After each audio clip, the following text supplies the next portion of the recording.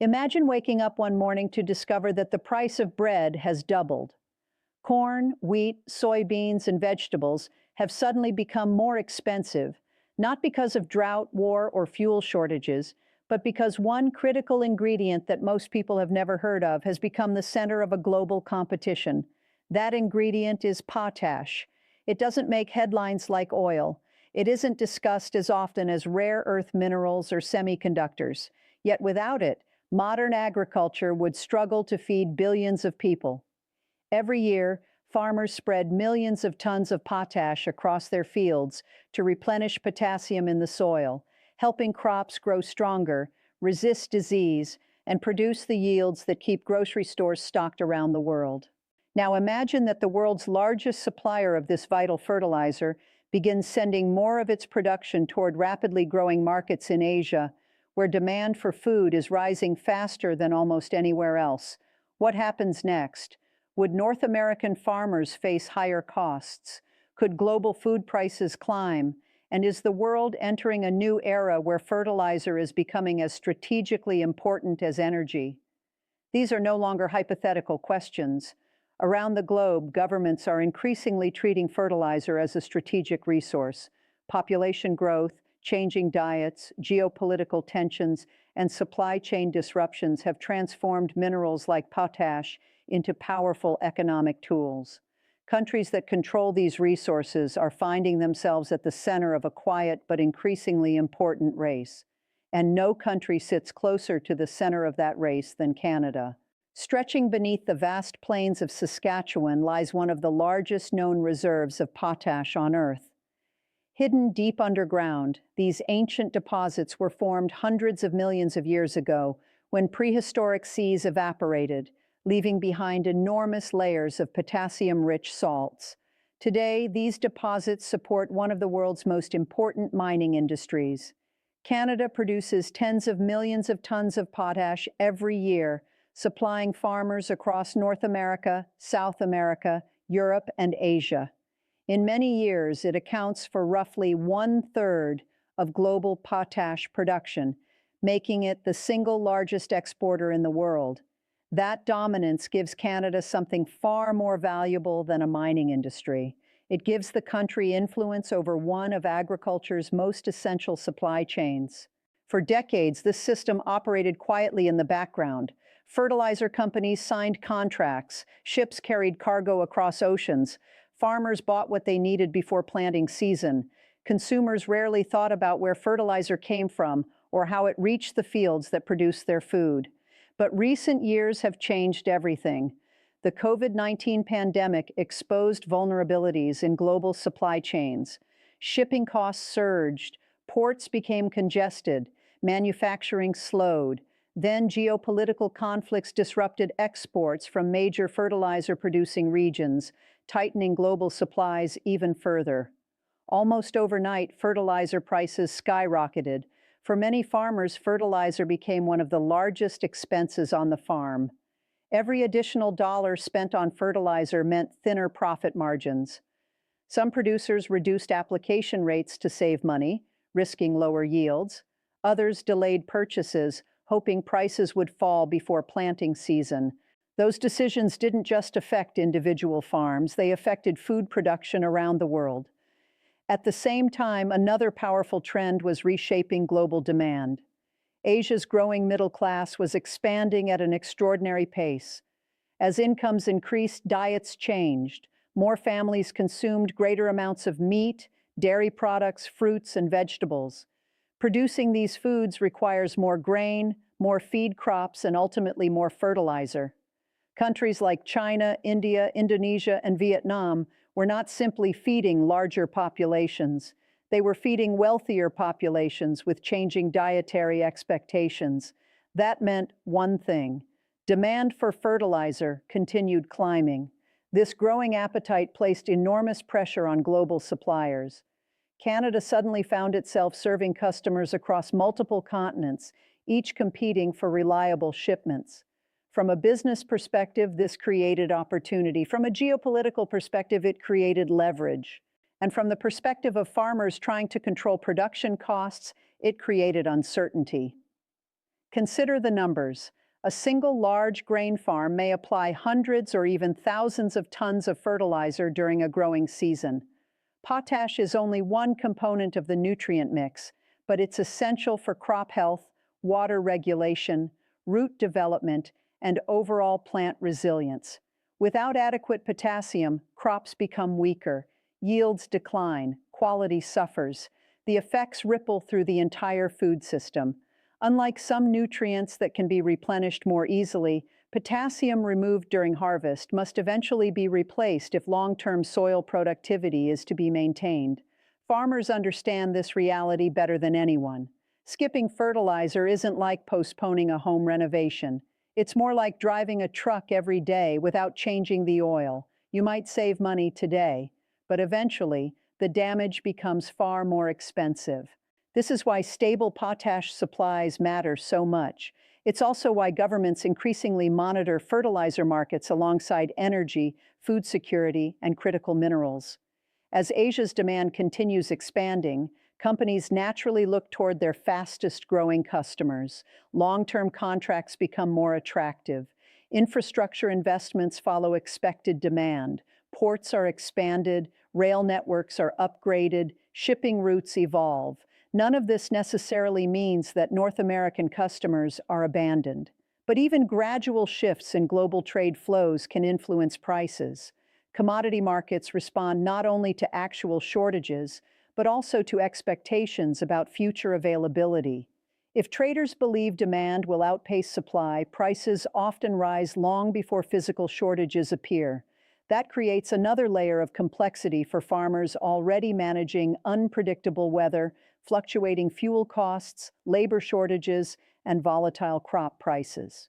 Agriculture has always involved uncertainty, but today's uncertainty increasingly extends far beyond the farm gate. It reaches into international diplomacy, mining investment, transportation infrastructure, environmental regulation, and global trade policy. The humble fertilizer spread across a wheat field has become connected to decisions made in corporate boardrooms, government ministries, and international shipping terminals thousands of miles away. And that's exactly why the global potash race has become one of the most important economic stories that many people have never heard. The race becomes even more fascinating when you realize that potash is not distributed evenly across the planet. Unlike crops, which can be grown in many regions with the right climate, commercially viable potash deposits are concentrated in just a handful of countries. That means the global fertilizer market depends on a relatively small number of producers, and any disruption in one part of the world can send shockwaves across international agriculture. For decades, Canada has been the cornerstone of that system. Deep beneath the plains of Saskatchewan lies an underground treasure formed more than 350 million years ago. Layer upon layer of potassium-rich minerals remained buried until modern mining technology made it possible to extract them. Today, massive underground operations and solution mining facilities work around the clock, producing millions of tons of potash every year. But getting potash out of the ground is only the beginning. Once mined, it must be processed, transported by rail across thousands of kilometers, loaded onto ships, and delivered to customers on nearly every continent. Every step requires enormous investments in infrastructure, energy, labor, and logistics. A delay at any point, a labor strike, a rail bottleneck, or severe weather, can ripple through the global supply chain. That is why fertilizer markets are often more fragile than they appear. Many people assume that if demand increases, producers can simply mine more. In reality, expanding production is anything but simple. Building a new potash mine can take close to a decade. Companies must secure permits, conduct environmental studies, invest billions of dollars, and construct massive underground facilities before a single ton reaches the market.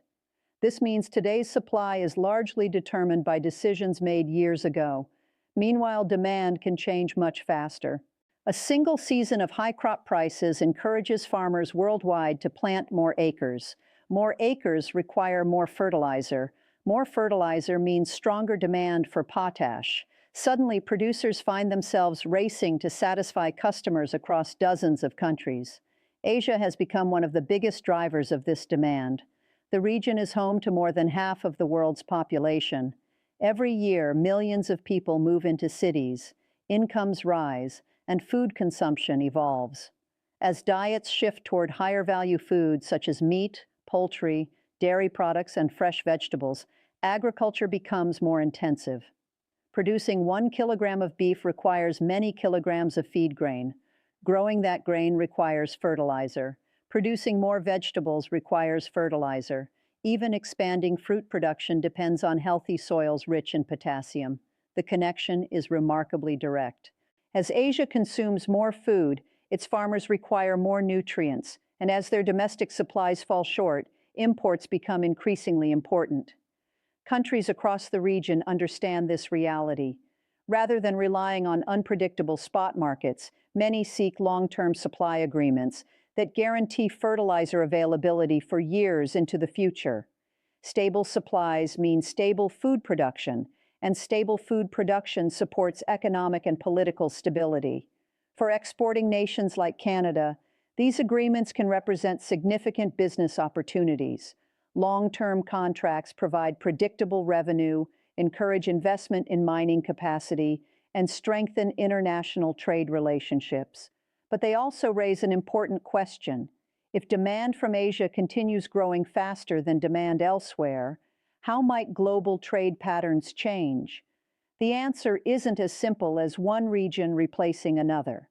International commodity markets are highly interconnected. Potash producers generally sell to customers around the world based on existing contracts, logistics, transportation costs, and market conditions.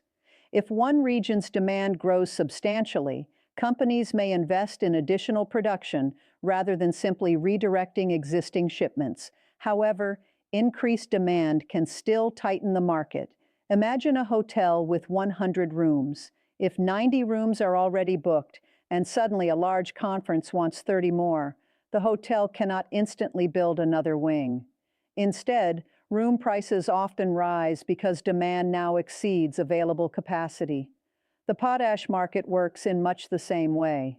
Higher demand does not necessarily mean someone else receives nothing, but it can mean that everyone pays more. For American farmers, fertilizer prices matter enormously. Modern U.S. agriculture is among the most productive in the world, but that productivity comes with significant input costs. Fertilizer, fuel, machinery, seed, labor, insurance, and land all contribute to the cost of producing crops. When fertilizer prices rise sharply, farmers face difficult choices. Some absorb the higher costs, hoping crop prices remain strong enough to preserve profitability. Others reduce fertilizer applications, accepting the risk of lower yields. Still others delay purchases, gambling that prices will fall before planting season. None of these choices is ideal. Agriculture operates on thin margins. Even small changes in input costs can influence whether a season ends in profit or loss. This is particularly important for crops such as corn, which require substantial nutrient applications. Potassium plays a vital role in helping plants regulate water, strengthen stalks, and improve resistance to stress. During periods of drought, crops with adequate potassium often perform better than those growing in nutrient-deficient soils. That makes potash an investment in resilience as much as productivity. But fertilizer is not only an agricultural issue.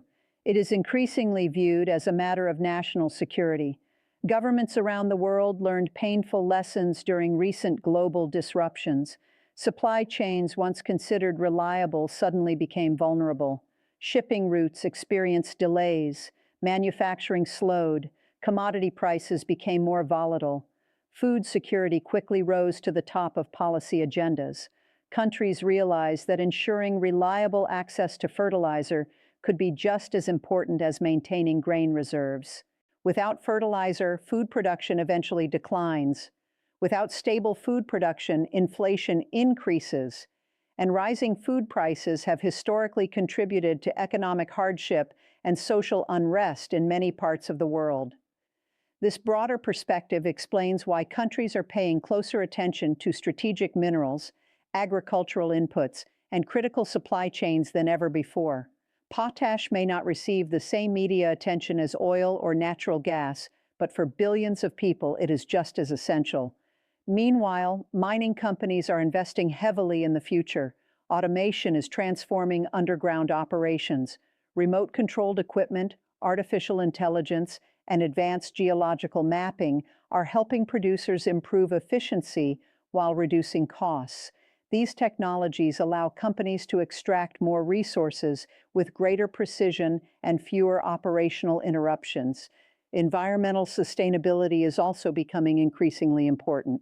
Mining companies face growing pressure to reduce emissions, conserve water, and minimize environmental impacts. Customers, investors, and governments all expect higher standards than they did a generation ago. Balancing increased production with environmental responsibility is becoming one of the industry's greatest challenges. At the same time, competition is intensifying. Other countries with significant potash reserves are seeking larger roles in global markets. New projects are being explored, existing mines are expanding, and governments are evaluating how best to develop their natural resources. Canada remains the world's dominant exporter, but maintaining that position will require continued investment, innovation, and reliable infrastructure. The outcome of this competition will influence far more than mining profits. It will shape the future cost of growing food across the globe. And for millions of farmers, from the wheat fields of Saskatchewan to the corn belts of the United States and the rice paddies of Asia, that future is already beginning to unfold. The story becomes even more complex when you look beyond the mines and into the boardrooms where billion-dollar investment decisions are made. Every expansion project, every new processing facility, and every rail terminal represents a calculated bet on the future of global agriculture. Mining companies aren't simply asking how much potash the world needs today. They're asking how much it will need 10, 20, or even 30 years from now. The answer depends on several powerful trends moving in the same direction.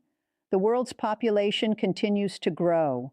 More people require more food. As developing economies become wealthier, diets shift toward foods that require more agricultural inputs. At the same time, the amount of farmland available per person is shrinking. Cities expand. Industrial development consumes agricultural land. Climate change creates new pressures through droughts, floods, and changing weather patterns. Farmers are expected to produce more food using fewer resources. That challenge has only one practical solution: higher productivity. And higher productivity depends heavily on fertilizers. This explains why potash is no longer viewed as just another mined commodity. Increasingly, governments classify minerals like potash as strategic resources that contribute directly to national food security. The comparison with energy markets is becoming more common. For decades, countries competed for reliable oil and natural gas supplies because economic growth depended on energy. Today, many analysts argue that fertilizer deserves similar attention. Without energy, factories stop. Without fertilizer, farms produce less food. Both are essential. One powers economies, the other feeds them. This changing perspective is encouraging countries to rethink their supply chains. Instead of relying on short-term purchases, governments and agricultural companies are pursuing longer-term partnerships.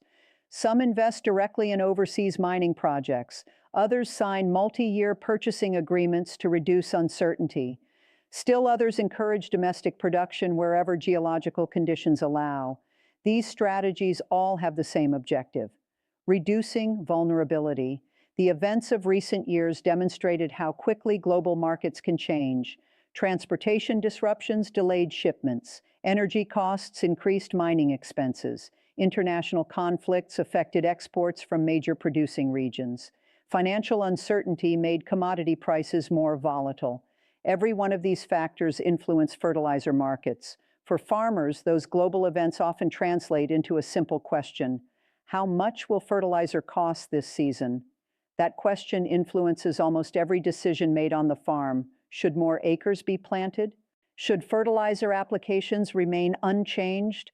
Should investments in new equipment be delayed? Should additional loans be taken to cover operating expenses? Agriculture is a business built on managing risk. Weather is unpredictable. Markets fluctuate. Crop diseases emerge unexpectedly. Now, supply chain uncertainty has become another variable that farmers must constantly monitor. American producers are especially aware of these challenges. The United States is one of the world's largest agricultural exporters. Corn, soybeans, wheat, cotton, and numerous specialty crops help feed millions of people around the globe. Maintaining that production requires consistent access to fertilizers, including potash. While the United States has some domestic potash production, it still relies heavily on imports to meet overall demand. Canada's geographic proximity has long made it an ideal supplier. Rail networks efficiently move fertilizer south across the border, supporting American agriculture year after year. This relationship has proven remarkably stable, yet stability should never be taken for granted. Global markets evolve continuously. As demand grows elsewhere, exporters naturally seek opportunities in every major region. That doesn't necessarily reduce shipments to existing customers. Instead, it creates a more competitive marketplace where buyers around the world are competing for the same finite production capacity. Competition can be healthy. It encourages investment. It rewards efficiency. It supports innovation. But it can also contribute to higher prices during periods of strong demand. For consumers, these changes often remain invisible until food prices begin rising. A loaf of bread on a grocery shelf doesn't reveal the complex international network behind its production. Few shoppers think about fertilizer mines in Saskatchewan while buying vegetables. Yet those hidden connections exist. Every bag of fertilizer influences crop yields. Crop yields influence harvest sizes. Harvest sizes affect commodity prices. Commodity prices ultimately influence grocery bills. The chain is remarkably interconnected. Technology may help ease some of these pressures. Researchers are developing precision agriculture systems that allow farmers to apply nutrients exactly where crops need them. Satellite imagery, soil sensors, artificial intelligence, and autonomous machinery are making fertilizer use more efficient than ever before. Instead of applying the same amount across an entire field, farmers can identify specific areas requiring additional nutrients while reducing applications elsewhere. This improves efficiency. It lowers costs. It reduces environmental impacts. And it helps preserve valuable resources. Scientists are also exploring improved crop varieties capable of using nutrients more efficiently. These innovations could reduce future fertilizer demand without sacrificing yields. However, such breakthroughs take time. For the foreseeable future, potash will remain one of the essential building blocks of global food production. Meanwhile, mining companies continue investing billions of dollars in expanding production capacity. New shafts are being developed, processing facilities are being modernized, transportation networks are being upgraded, automation is improving productivity while enhancing worker safety. These investments are designed to prepare for decades of growing demand rather than temporary market fluctuations. Investors understand that agriculture is unlikely to become less important. If anything, its strategic importance will continue increasing. Food security has become a central issue for governments worldwide. Extreme weather events remind policymakers how vulnerable food systems can be. Population growth continues. Urbanization accelerates. Climate uncertainty persists. Against that backdrop, reliable fertilizer supplies become even more valuable. Canada's role in this landscape remains unique. Its vast reserves, established mining industry, advanced infrastructure, and reputation as a dependable exporter position it at the center of the global potash market. That leadership carries both opportunity and responsibility. The world increasingly depends on Canadian production. At the same time, Canada must balance economic growth, environmental stewardship, Indigenous partnerships, infrastructure investment, and international trade relationships. Those decisions will influence not only mining communities, but also farmers and consumers around the world. The future of the potash race is unlikely to produce a single winner. Instead, success will depend on cooperation. Producers must continue investing. Governments must maintain stable trade relationships. Transportation systems must become more resilient. Farmers must adopt technologies that improve nutrient efficiency. Researchers must develop better agricultural practices. Every link in the chain matters, because ultimately this isn't simply a story about minerals buried deep underground. It's a story about feeding humanity. The fertilizer spread across a single field today contributes to meals served thousands of miles away months later. The choices made by mining companies, governments, shipping firms, and farmers echo across continents. Most people will never see a potash mine.